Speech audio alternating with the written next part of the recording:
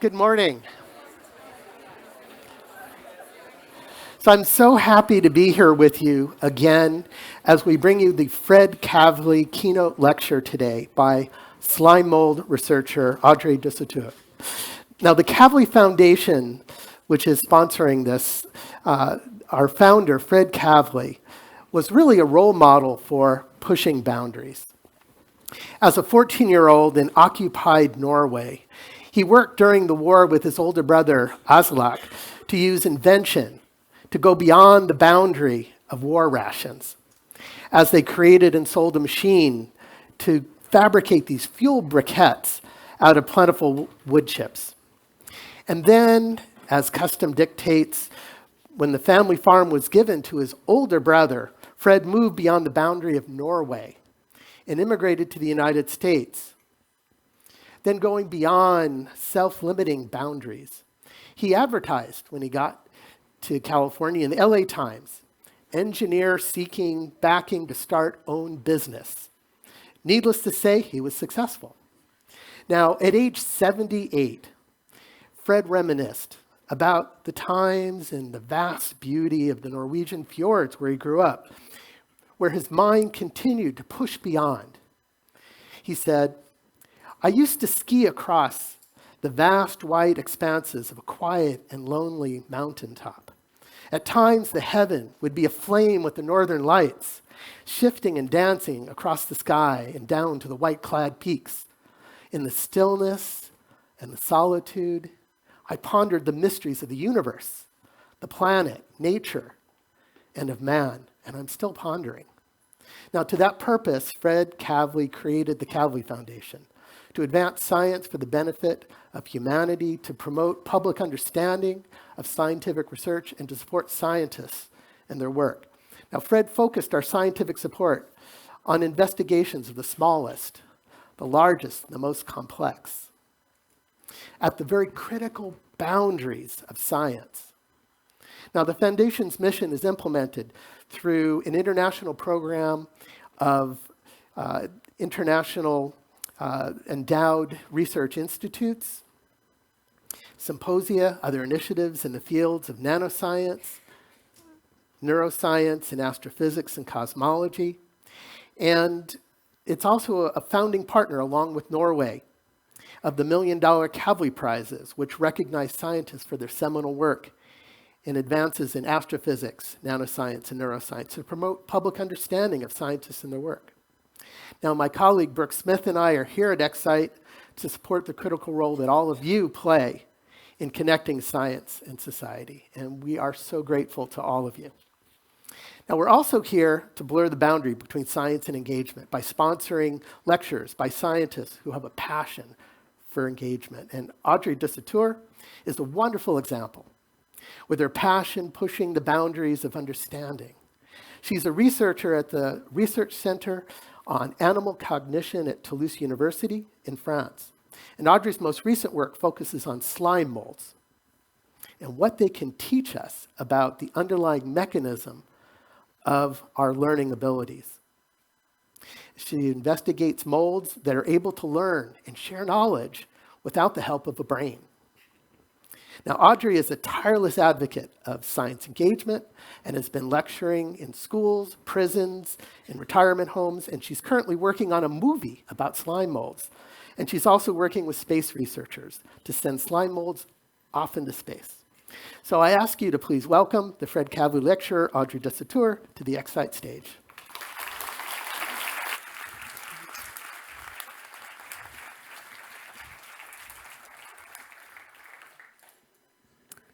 Thank you very much for this nice introduction. Thank you very much for inviting me. It's a pleasure to talk about slime molds with you guys today. So when you study animal behavior, people think that you are doing that. You are in a field studying some monkeys, or at least some cute meerkats. I mean, the animal that you are studying has to be cute, right? So 10 years ago, and perhaps more than that actually, I decided to study this cute thing. So these are slime molds. So this one is called Fuligoseptica, but in English it's more famous for being called dog vomit. I wonder why. In Spanish it's called caca de luna. But in French, because we are poets, it's fleur de temps. So slime molds became famous in the 70s in the US when a girl called Mary found one in her garden. She didn't know what it was, but she thought it was disgusting. She described it as scrambled eggs, looking like scrambled eggs. So she decided to smash it with a rake. The morning after, she came back at the same spot, and the thing was still there, and it was bigger. So she decided to poison it with pesticide. But the morning after, the same spot, the thing was reaching the size of a pizza. So she said, I need some help. So she started to call the firemen. They came to the house, they sprayed the thing with water. The morning after, it was reaching 1 meter square. So she called the police. That was the only solution. The policeman came, and we are in Texas. What they did, they shoot at the thing. It didn't move. But the morning after, it was reaching 2 meters square. So Mary started to be very depressed. She was like, this thing's going to destroy my garden. But suddenly, during the night, the thing disappeared, for real. So in the Washington Post, the only conclusion they could reach was that she was visited by an alien. That could be the only solution. So this is what we were with slime mold in the 70s. So of course, some director got some inspiration from these stories. This is the worst movie of Stephen King. Dave! Doc Hallen's been killed. Doc Hallen, what happened? It's over at his place. You gotta come now. Now, wait a minute, Steve. Tell us what happened. Well, I'm trying to tell you. Now, this thing had killed the doc. Well, what was it? Stop with it, kid. But it's kind of like a mass that keeps getting bigger and bigger.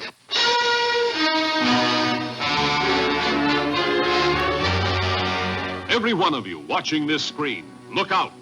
Because soon, very soon, the most horrifying monster menace ever conceived will be oozing into this theater.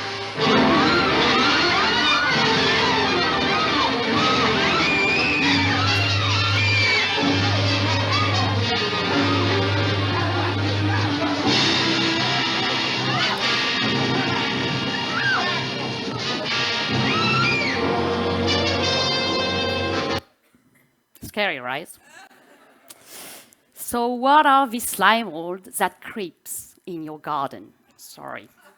So you have, oh, we can't see. It's fine. The video is not working. You will see it later. So this was a problem for a lot of scientists, actually. The first scientists in the 17th century were thinking slime molds were plants because things were either plants or animal. And after, in the 19th century, people were saying, no, they are fungi, these fungi. And in the 70s, a guy said, no, I think it's a mix between an animal and a fungus. People were like, no. And so it's just in the 90s when somebody discovered that slime molds belong to a group called Amebozoa. So perhaps you know one who is famous is Amoeba proteus. Usually you get it when you go on holiday, it's not really good. And so these slime molds belong to a class called Myxomycete, and there are more than 1,000 species of Myxomycete identified, but more than 10,000 estimated. So they can be found everywhere in temperate forests. You've seen them in your garden. There's a huge biodiversity in temperate area. So they emerged quite a while ago, 1 billion years ago, the first slime molds. So it's far before the complex fungi, the first animals that were sponge, far before the dinosaurs, and I don't even talk about us, we are babies in the evolution. So slime molds are very primitive organisms, and this is where you can find them, in the forest. They like shaded area, they hate when it's cold, they prefer when it's a bit warm and humid. June is actually the perfect month to see slime molds, so you should go out there and look for slime molds. So they are highly diverse, so they can take all kinds of colors. So you can see here, you have like white ones, some look like more like spaghettis, some look like candies, but don't eat them. Some look like a bit like caviar. So the species I'm working on is called Physarum polycephalum. So what you are looking at here, it's a slime mold and it's unicellular. So let's compare it to us. So in a human body, you have 100,000 billions of cells. Each cell has 23 pairs of chromosomes and 20,000 genes, okay? In slime molds, you have just one single cell, 40 pairs of chromosomes and 34,000 genes, so more than us. So how do we get these many cells? By what we call cell division or mitosis. So it's how we get so many cells. And each of our cells are really specialized. You have, like, for example, neurons to think, immune cells to protect you, etc., etc. The slime mold has just one cell, but it goes through division too. But it's just that the nuclei are staying inside the same cell. So with this single cell, it has to do exactly the same function as us. So for example, ingesting food, navigating its environment, etc., etc. So this division inside these cells, division of nuclei, happen every 8 hours. So it gets bigger and bigger, and the cell can reach 10 meters square. So this one was recorded in the book of Guinness, the record Guinness book. And in fact, it was reared in a lab as a present for a professor that was retiring. So the story doesn't tell what the professor did with this giant slime mold. So slime molds, like any kind of organisms, go for reproduction. So this is why we compare them with fungi, because when slime molds reproduce, they make these little spores. So it's why scientists were thinking they were fungi. And in fact, these spores are disseminated by the wind, and when they find a humid environment, they germinate. And you have a tiny little amoeba that is going to look for a partner. It's quite easy in slime molds because you have 720 different sexual types. So gender problems, it's far more complicated in slime molds. So I mean, this little amoeba should be very unlucky if she would find another amoeba from the same sex. That never happened. So why studying slime molds when you do animal behavior? In fact, it's interesting because they are moving. So slime molds don't move so quickly, I assure you. They don't go to crawl after you in the forest. In fact, the maximum speed is 4 centimeters per hour. But in average, it's more 1 centimeter per hour. And if you look closely at the cell, you will see this network of veins. So if you look closer, it really looks like our vascular system. And if you look in the video and the microscope, you will see that you have a liquid flowing. It's like the blood of the slime mold. It's the cytoplasm of the cell. And if you look closely, you would see that it doesn't move in a direction all the time. So how does this cytoplasm move? Because the cell is contracting this vein. So how does it contract? She uses exactly the same fibers as we do in our muscles. So the contraction are done by an interaction between actin and myosin. And you have this contraction, and it's more like if you push on your toothpaste, you know? It's exactly like that. So you contract and the liquid is moving. So if you will look closely on the microscope, you will see this contraction, and by pushing this liquid, the slime mold can make these kind of things that we call pseudopods, like tiny little arms. And it's using this movement to move away from things or toward stuff that it likes. So for example, you're gonna look at this little slime mold. He doesn't know where to go. So he's pushing this liquid around. He says, I'm going south, north, or no, west, east, or I don't really know. So it kind of changes shape all the time. And so you cannot really describe a slime mold when people say what kind of shape they are. I mean, it changes all the time. It's like a psychological test. So you can see these pseudopods, in fact, in the nature. So this is a video. You will see these kind of pseudopods, these finger-like structures that they do in the forest. And you even can see from outside the liquid moving inside the cell. So this is what we call oscillations. You will see, so the slime mold is pushing the liquid to push the membrane forward, and you will see this effect is not a light problem or stroboscopic problems. It's in fact the liquid moving around and oscillating within the cell, and is pushing forward the slime molds. So the slime molds are crawling around, but after what are they crawling around? But it's like us, of course, after food. So slime molds are eating bacteria mostly, but they love mushrooms. So this is a 24 hours video. I just gave 2 mushrooms to my slime molds. And so at the beginning, you think that they just crawl on top of it, but no, they aren't actually digesting them. They kind of compress them. You can see the liquid coming out. And after 24 hours, you have nothing left. So the problem is that we don't want to culture mushrooms in the lab. It's quite complicated. But in the 60s, one scientist finds something very cool. Slime molds love oat flakes. So every day, you just have to give a portion of oat flakes to your slime molds, and they would eat it. And as you can notice, now I have a slime mold that is double in size. So this is 24 hours. So every 24 hours, we have to give food to the slime molds, meaning every day, on the weekend, on holiday, because this is what happens when you don't do that. If you don't feed your slime molds, so this is a pile of slime mold. I didn't came this weekend. Sometimes you have stuff to do, and this is what happened. Yeah, it's kind of depressing because you have to clean after themselves. And it's kind of difficult to put them back in the box after they explore like that all the chambers. So you can't go on a holiday. No, I'm kidding. There's something good about slime molds. If you want to go on a holiday, or if you don't want to play with your slime molds anymore, or if your slime molds getting sluggish, a bit weak, getting infection disease, you can just put it on a piece of paper like that with a droplet of water. Slime molds be very unhappy. You will see. Start to explore his environment. He's like, where is food? Where is food? I'm looking for food.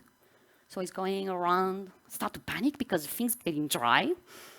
And he start doing this finger-like stuff. And at one point, the paper will completely dry out. So the slime mold would enter a dormant stage. It's not dying there, it's just entering a dormant stage. And you can keep it like that for years. So that's pretty good. You can even keep it in your pocket. Yeah, kind of. And if you want to play again, that's cool too. Just put a droplet of water. And it comes back to life. So it's crazy. You will see the oscillation first of the liquid within the cell coming out. And the funny thing is that when you're waking up, he's as healthy as a baby. He is more healthy than when you put it in a dormant stage. So it's like you put a reset button on your PC, exactly like that. So I mean, this thing, if you really take care of it, it can't die. So it's kind of immortal. So another cool thing about slime molds, when you have this giant cell and you want to do experiments, and you want a lot of slime molds, so only the things that you need to do, you take your slime molds, and you cut pieces of slime molds like that. You can do star shape if you like. And you can see that they're autonomous, completely autonomous. After like 2 minutes, they're fine and they go their own life. And the good thing is also, if you have 2 pieces of slime molds, you can make 1. So mathematics in slime mold is 1 + 1 = 1. So you see they're happily fused. So why slime molds are so interesting for scientists is because they are very weird, of course, but also they can be kind of smart. And the first person to discover that was Toshiaki Nakagaki, my colleague, who is in Hokkaido University. And the first experiment he did, and he got very famous for this experiment, is called the maze experiment. And for this experiment, he got what we call an Ig Nobel Prize. Not a Nobel Prize. Ig Nobel Prizes are given when you do funny research, but serious research, but still funny. So this is the experiment. So you have a maze, and Toshi will draw in this maze, so the entrance and the exit with the letter, and after he will draw a line to show the shortest path in the maze. After he will get his slime molds. So slime molds are always kept in the dark because they hate UV lights, they can die if you put them in the sun.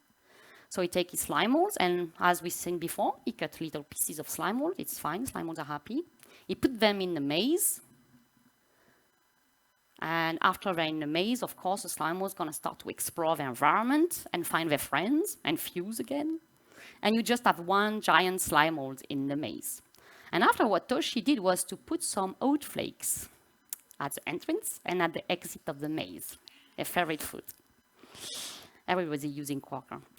And you will see the slime molds getting very excited. You will see vague of liquid in the vein. And suddenly, all the veins that are going nowhere in dead ends disappear. Slime mold is retracting them. And after, you would end up with one single vein in the maze, and you would take the shortest path. Amazing, right? It's a unicellular organism. So Toshi didn't stop there. He did one crazy experiment 10 years later, and he got an Ig Nobel Prize again. He's the only scientist who got it twice. Because this one is quite funny. So this is a tiny map of Japan. You can't recognize it if you're not really good in geography, but the slime mold is on Tokyo. And all these little white spots that you see is oat flakes, and they represent cities around Tokyo. So you let the slime mold grow, and of course, he's going to connect all the oat flakes together because he wants to eat them all, and he's going to build a network. And they compare this network with the railway network of Japan. And slime molds are better at making networks, actually. They're really better. The network is like shorter, less costly, more robust, everything better. So people criticize this experiment, say, yeah, but there's no mountains, rivers. So Toshi did kind of do the experiment again using repellent to put the slime molds away. In fact, they did a better network than that, so experiment stopped there. So when I started to study slime molds, I was studying nutrition in ants, nothing else to do with slime molds. So we wanted to do a nutrition experiment with a single-cell organism. And so we say, okay, why not using slime molds? So for example, I will give you a thing that you can do with kids. You can share your lunch with a slime mold. And you will see that slime molds are quite picky. So this is sausage of Toulouse against tomatoes. And you will see slime molds doesn't like very much sausages at all, kind of making this kind of repellent zone. So we knew that slime mold could be picky, so we wanted to know what slime molds actually likes. So we built these lots of different artificial diets, and we manipulate the amount of nutrient in this diet. And we were just rearing slime molds on a lot of different diets, and we were looking at the area they were covering, their weight at the end of the experiment, to see what was the optimum for slime mold. And what was optimum is when there's twice more protein than carbohydrates. So after we say, okay, slime molds, we know what they like, can they find what they like? So this is a cafeteria for slime molds. So here's the slime molds in the middle, and you have like different diets around. All these diets are equivalent in terms of energy. The only difference is the ratio of protein to carbohydrates, and only one can optimize the slime mold growth.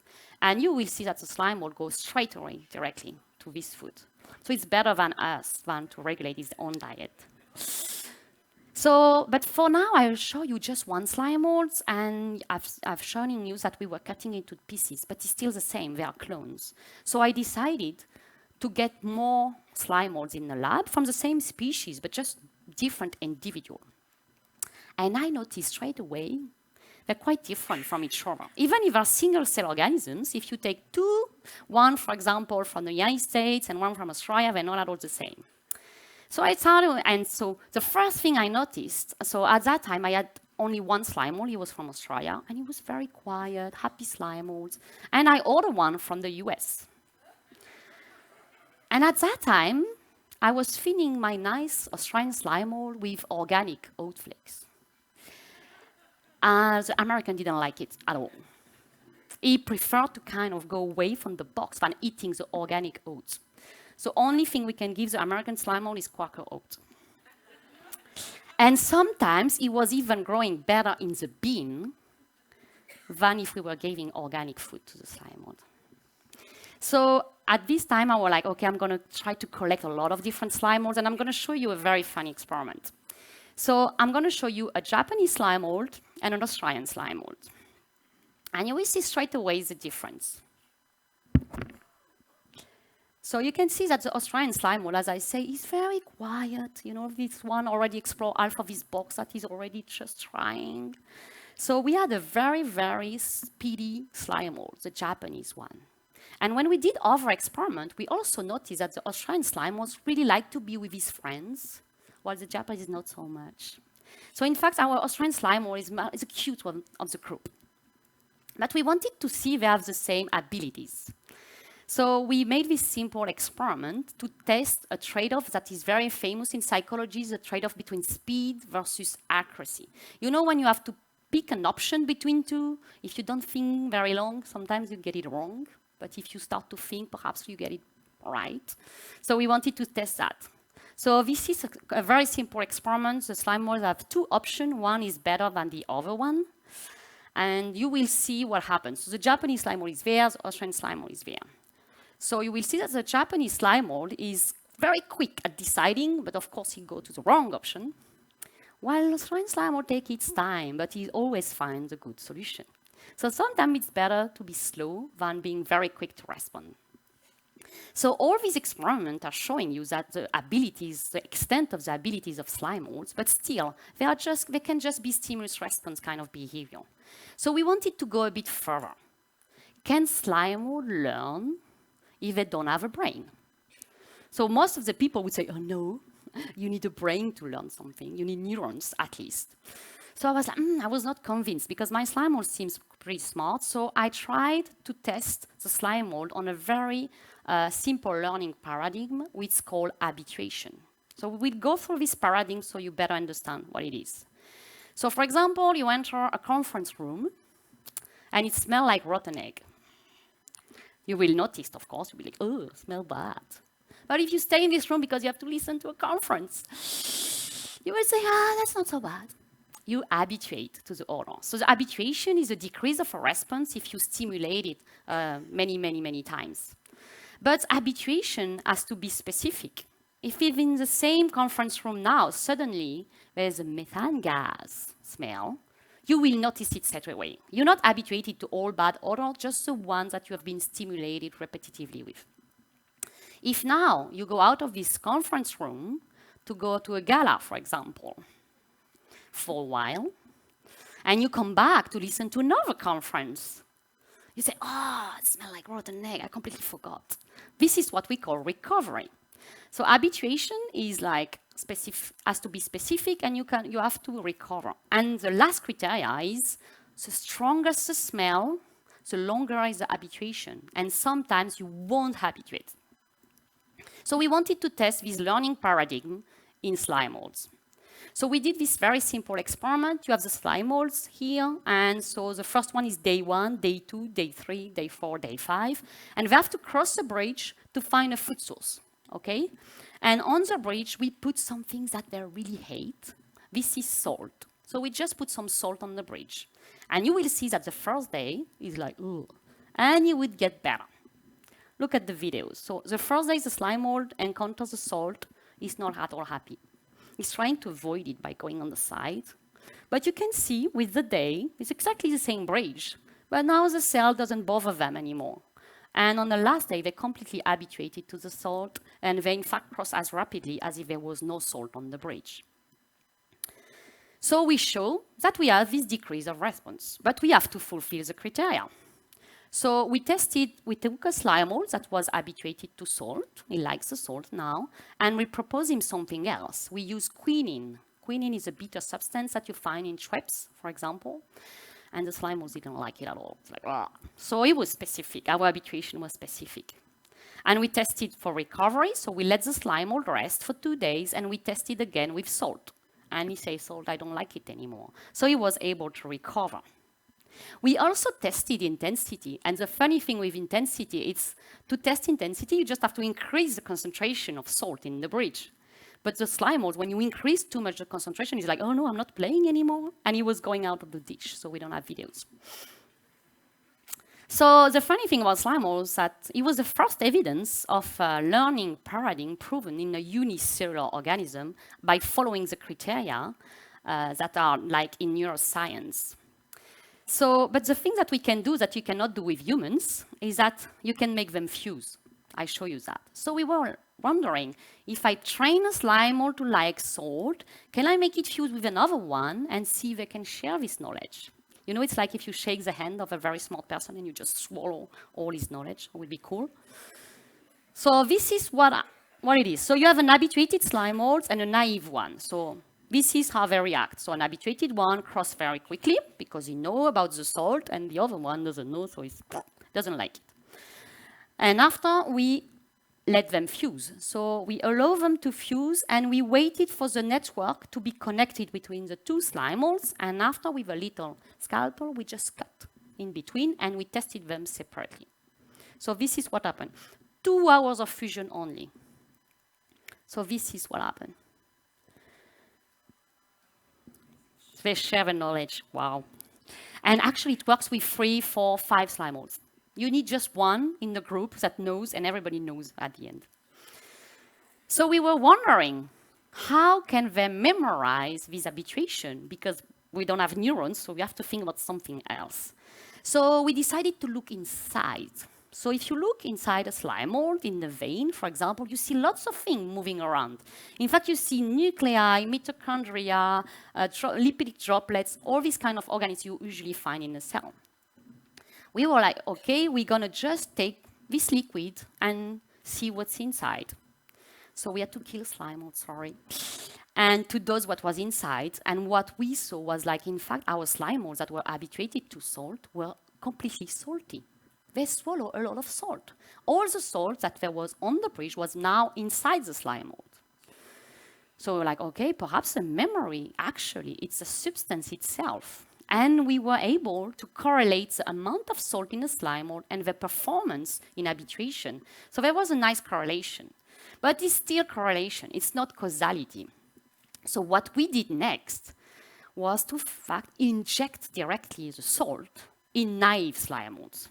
So you have 2 naive slime molds. The first one receives a droplet of water, pure water.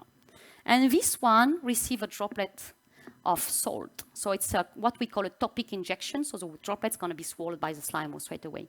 And this is what happens when you face both of them with a bridge with salt. You see, this one has not been trained. It just received a droplet of salt before. And is now crossing happily the bridge. So in fact, it seems like the substrate of memory is the substance itself. So now we are in the process of injecting a lot of stuff in the slime molds. First to see if they get confused or if they can memorize lots of different substances. So you have to invite me again to know the follow-up. So I told you that slime molds can solve maze, can navigate, can make cool networks. They can learn, they're immortal, you can cut them into pieces. Why they're not slime molds around us? I know they don't like the sun, but still, we should be invaded by slime molds, right? So this is what happened in slime molds in the field. This is the slime mold, so it's a white one. It's called Stemonitis. So you will see it's trying to sporulate on this little piece of food, happily. So it's making this little sporangia.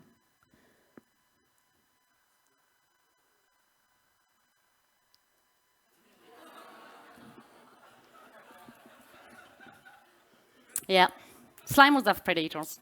It's not us, but still they have some. So thanks to the slug, we're not invaded by slime molds. So as we say, we are making a movie, and in fact, the movie is finished. It will be presented in a festival in Germany. And so today, as a gift, I will give you the teaser of this movie. I will show it to you. I hope you're gonna like it.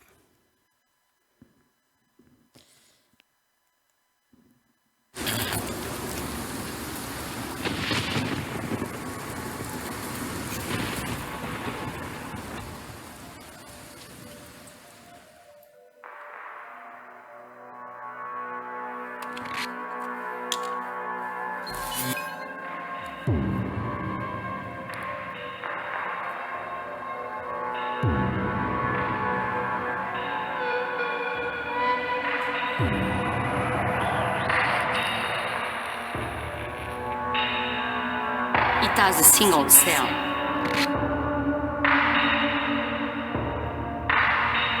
It's 1 billion years old. It is almost immortal.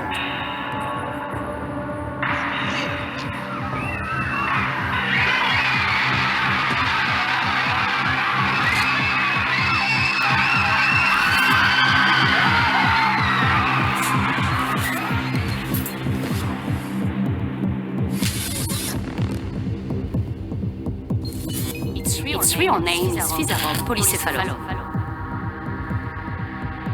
It has no mouth, no stomach, no eyes, no ears, but it can smell, it can sense, it can reproduce, and it can digest. can find his way out of a maze. It is smart, but it doesn't have a brain.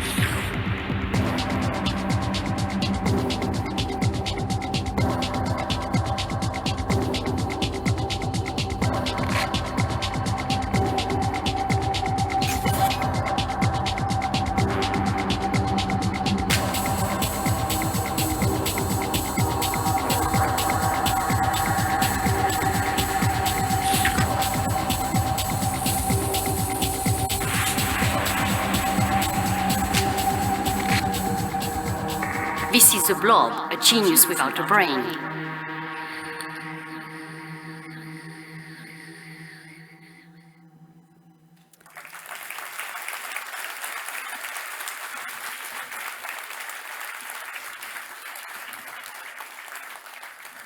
So if you want to know more and you speak French, I wrote a book called Le Blob.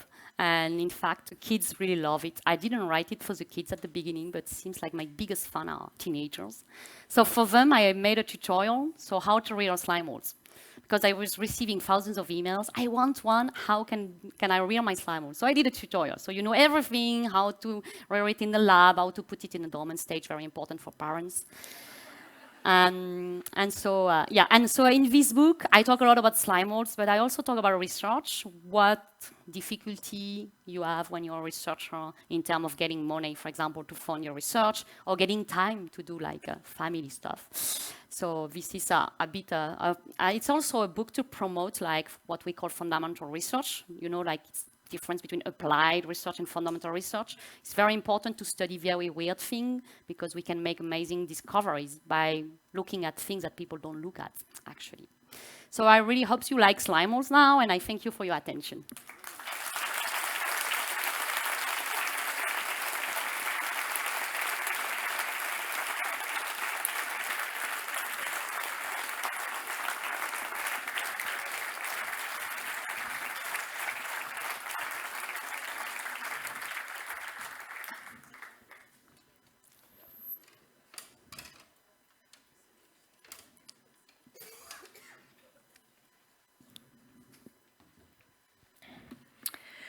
Thank you very much, Audrey.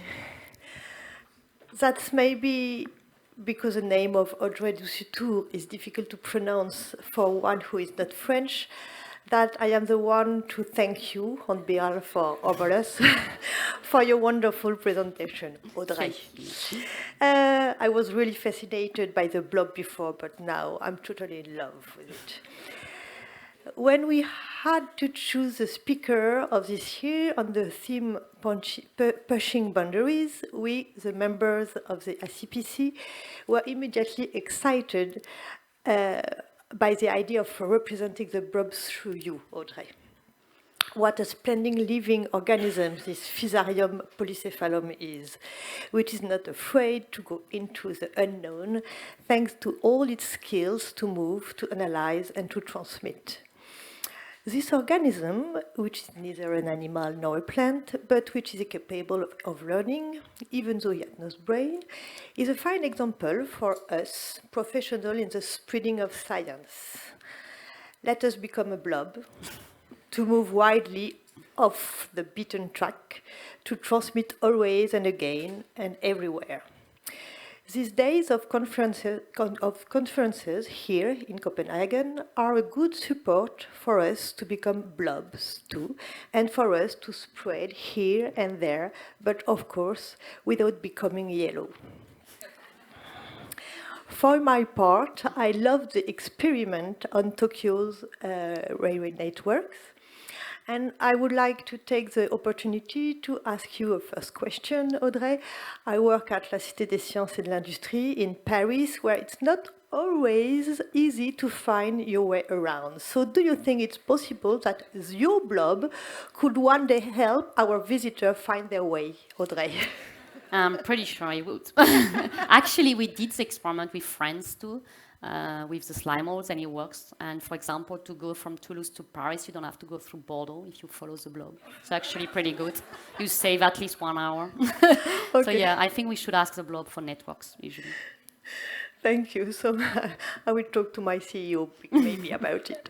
So I'm inviting the room and the other rooms to speak.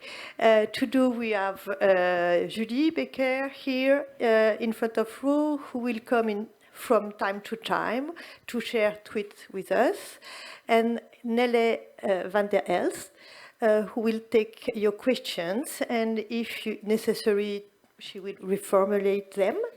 And I am going to be a blob, spreading myself around this room, so the questions come from everywhere. And as a real blob, I am attracted by oat flakes. So who has eaten oat flakes this morning and has a question? You. I know you are in the same hotel like me. I know that you have eaten oat flakes.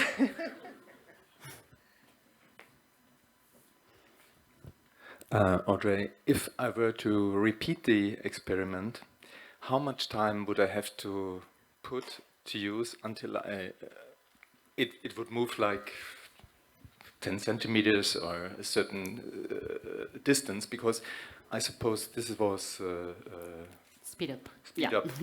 So yes, the slime mold is moving at 1 centimeter per hour, so 10 centimeters, 10 hours. But if it's really starved, it can go up to 4 centimeters per hour. We have a new strain now that is like very, very quick called Malu. But yeah, it's gonna be long. For example, like just to cross this like tiny bridge take more than 24 hours.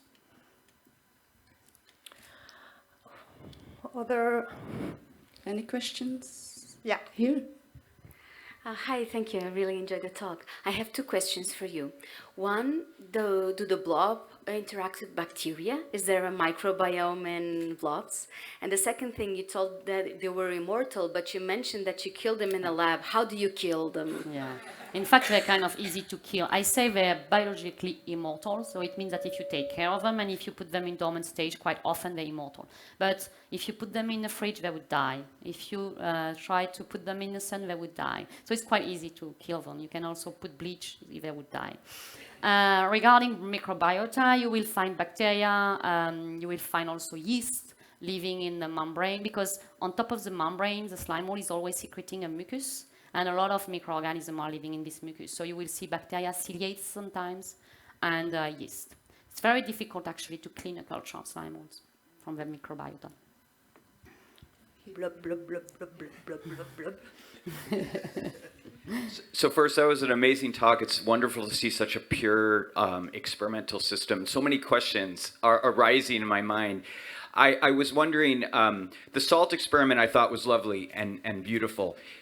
But have you thought, or have you done any experiments, how the fusion of two different blobs, you showed different characteristics between Australian and a Japanese blob, or maybe blobs that are more efficient at making networks. Does that transmit with the fusion as well? Are there other forms of learning beyond habituation?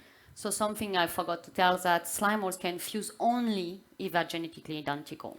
So an Australian slime mold can just fuse with an Australian slime mold. But sometimes there are problems. They don't recognize each other so well. And so, for example, our Japanese slime mold sometimes fuse with the American one, and it always ends badly. The American actually like kills the Japanese ones, like Pearl Harbor, the Revenge. And so we don't do that. But no, yeah, they have to be genetically identical. But we are now in a process of, for example, training the slime molds with quinine, because we can train the slime mold with lots of different chemicals. I just show the salt, but we did lots of different chemicals, and train one with quinine and train one with salt and see if they can exchange this information. Do they get both? Do they get completely? And the problem with this experiment actually was when you put it's how we came up with the idea that the substance was inside the slime mold, because so one was what was trained with quinine, was put next to the one with trained with salt, and the one trained with salt went away. It was like, oh, I'm not one of fused with this one. And it never happened to us. So I was thinking that perhaps this one was smelling bad and was smelling the quinine. And it's how we discovered that they were ingesting the substance. One question here. Hi, I've read somewhere that trees can communicate with each other, and they communicate through fungi under the soil, which they join and they spread information. and they are fungi. So I was just wondering if you know what kind of how to communicate these fungi, and if your research team spreads this kind of information with other research teams which work with fungi, also in communication. Yeah, so they are very different from fungi, slime molds, quite, in fact, very more ancient, and it's a different phylum. If they look like, but they are nothing to do with fungi. But they can communicate with each other from a distance. So, for example, a slime mold that is really well fed will secrete calcium in the environment, and this calcium is very attractive for the other slime molds that would aggregate with this one to share the food. But for example, if you take the same slime molds and you starve them for 2 days, they start to secrete something that we don't know yet, and is repulsive for the other one. So they can communicate about their nutritional state to the other slime molds. But we don't know if, for example, they can communicate with other organisms around. Oops, question coming from the other rooms. Hello. First, a reminder, other rooms, you can tweet with the hashtag Ecsite2019 and I will be relaying questions. So someone is asking, Sam, as slime molds have predators, do they have a way of defending themselves against these predators? And someone else is making a comment saying, oh, it would be nice if equity at Ecsite also becomes a blob and spreads itself. And there is a bit of a confused question about slime molds and alcohol. Maybe someone wants to know if they like alcohol. It's probably an afterthought of the nocturne. They don't like alcohol. Actually, less than 1% is fine, but more than a light beer won't get wrong for slime molds. So we cannot make any alcohol with slime molds either. They're not like yeast. And so for defending themselves, it's a funny story, actually. One of my students was really playing a lot with the slime molds, and one day he came up and he said, oh, I don't feel my finger anymore. I was like, what? But after he came back, I will show you. But for a moment, he couldn't feel his finger. And I talked with my colleagues, Mike Levin, and he said, oh, it's funny because me, when I put planaria on the slime mold, they stop moving. And we had a video when we were making the movie, we had a slug, because when you take a thing from the forest, you get slugs too. And we had a slug eating our slime mold, but suddenly stopping like that, being like completely paralyzed, and the slime mold crawling on top. So we think that he's kind of secreting a kind of neurotoxin to paralyze this predator. So he can defend himself, but we don't know yet what he's secreting, so perhaps we should look into it now. Okay, here another question. Do you think they can be sold in the museum store of natural science museums? In a dormant state, you can put them in your pocket? Yeah. For example, in France, they're sold by a lab called Sorda Lab, so they sell it to students usually. And our slime mold is going to be this new organism in the Parc Zoologique de Vincennes in Paris, and they would perhaps sell some sclerotia also. So you have to be, it's not an invasive species at all. It comes from, they are in France. Physarum polycephalum can be found in France. So it's not invasive, it's harmless. Even if kids eat it, it's not good, but, I mean, it's not toxic, it's just the taste is really bad. So it's fine. Yeah, it's low maintenance. I mean, you spend a lot of money on oat. Thank you for a very inspiring talk. I'm very interested in the team behind this. I mean, what sort of disciplines are involved and how big is the team? Because it all sounds so simple when you show it, but I'm sure there's a big reorganization behind it. I'd like to know a little bit more about that. Yeah, so the team is, so when we did the learning experiments, the team was myself and my PhD student. And so, for example, David had to train 4,000 different slime molds at the same time. It was really a crazy experiment. So in the moment, the team is a bit bigger. So I have 2 postdocs, but one is working on ants because I still work on ants on the side. So I have 1 postdoc, 1 PhD student, and 2 master students. So it's still a tiny team. And in France, we are the only ones studying slime mold behavior, because people are studying slime molds in Paris and studying the network more with the physics side. And another team in Nantes is studying the cellular mechanism. But this work has just been done in Toulouse with us. So our discipline is animal behavior, is ethology and neuroscience a bit. Okay, question from the other rooms? So I think people's imagination is at work, and so there are several questions around using slime molds. So someone is asking if they can be genetically manipulated? And if so, if it changes their learning abilities? And someone else is thinking that maybe we could use them for environmental concerns, like digesting microplastics or things like that. And someone else is asking whether you or anyone else here in the room is aware of any exhibition that would have been put on slime molds, and if so, were there live specimens on display and how were they kept alive? Okay, so genetic transformation, I know some labs are doing it right now, but for the moment they're struggling, so not yet. Using slime molds to protect environment is actually a good idea because it's something that we have in mind already, because slime molds, they can accumulate heavy metals in the environment. So they found like Fuligoseptica, dog vomit kind of guy, can accumulate 1,000 times the amount of zinc that you can usually handle in a cell. So people are thinking about using them as more to depolluate the soil. And also slime molds eating bacteria and fungi, so of course they secrete antibiotics and antifungi. So it would be interesting to see what kind of antibiotics. And the last question, exhibition. I'm part of an exhibition in Germany with an artist, and also at the Instituto Mutante in Madrid, who is also more an exhibition using slime mold as an inspiration. And after, of course, there's going to be this huge exhibition at the Parc Zoologique de Vincennes in November in France. And they all have live slime molds. It's very easy to have them. Okay. Here. Thank you. I read on the internet that there are also slime molds in Finnish forests, for example. So how do they endure the winter? So it depends on the species. My Physarum polycephalum, for example, don't handle well the cold, and it would enter a dormant stage during the winter. But some species of Myxomycete are specialists of snowy environment, and they would live in a very cold environment. Some species can be found in the desert, for example. But the higher biodiversity is in temperate area, and not in tropical area, like it's a bit different than the other type of organisms. But yeah, you have some species, and if they want, so of course it's never get cold straight away. So usually what they do is when the food is not plentiful and the conditions are really bad, they enter a dormant stage and they can stay up like that until the conditions are getting better. Your blog inspires a lot of people, Audrey, here on the... Oh yeah, so sorry. Hi.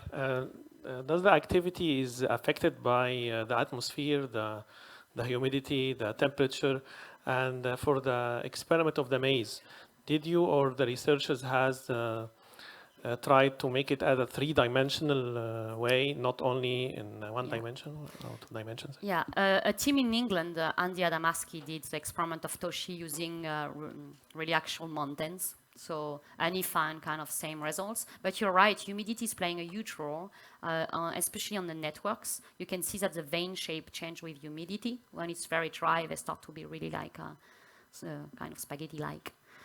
So yeah, the environment are playing a huge role. Here again.